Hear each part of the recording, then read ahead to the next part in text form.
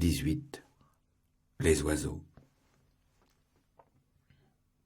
Je rêvais dans un grand cimetière désert. De mon âme et des morts j'écoutais le concert, parmi les fleurs de l'herbe et les croix de la tombe. Dieu veut que ce qui naît sorte de ce qui tombe, et l'ombre m'emplissait. Autour de moi, nombreux, gais, sans avoir souci de mon front ténébreux, dans ce champ, lit fatal de la sieste dernière, des moineaux francs faisaient l'école buissonnière. C'était l'éternité que taquine l'instant. Ils allaient et venaient, chantant, volant, sautant, égratignant la mort de leurs griffes pointues, lissant leur bec au nez lugubre des statues, becquetant les tombeaux, ces grains mystérieux. Je pris ces tapageurs ailés au sérieux. Je criai « Paix aux morts, vous êtes des harpies !»« Nous sommes des moineaux, me dirent ces impies. »« Silence, allez-vous-en !» repris-je, peu clément. Ils s'enfuirent, j'étais le plus fort. Seulement, un d'eux resta derrière, et pour toute musique, dressa la queue et dit « Quel est ce vieux classique ?»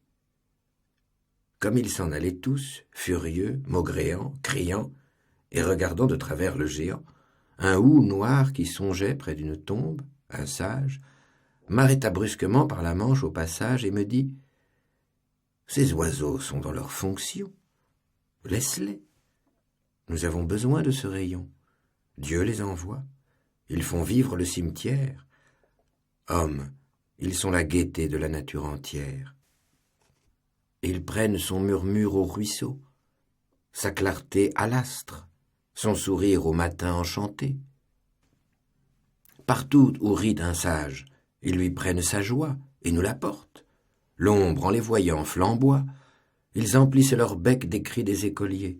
À travers l'homme et l'herbe et l'onde et les halliers, ils vont pillant la joie en l'univers immense. Ils ont cette raison qui te semble démence. Ils ont pitié de nous qui loin d'eux languissons.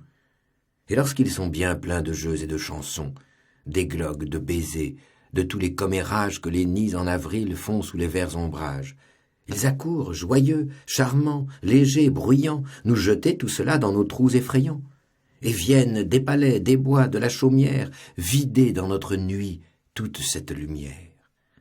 Quand mai nous les ramène, ô songeurs, nous disons, les voilà, tout s'émeut, pierre, tertre, gazon, le moindre arbrisseau parle, et l'herbe est en extase, le saule pleureur chante en achevant sa phrase, il confesse les ifs, devenus babillards, il jase de la vie avec les corbillards, des linceuls trop pompeux, il décroche l'agrafe, ils se moquent du marbre, ils savent l'orthographe, et moi qui suis ici le vieux chardon boudeur, devant qui le mensonge étale sa laideur, et ne se gêne pas, me traitant comme un hôte, je trouve juste, ami, qu'en lisant à voix haute l'épitaphe où le mort est toujours bon et beau, il fasse éclater de rire le tombeau.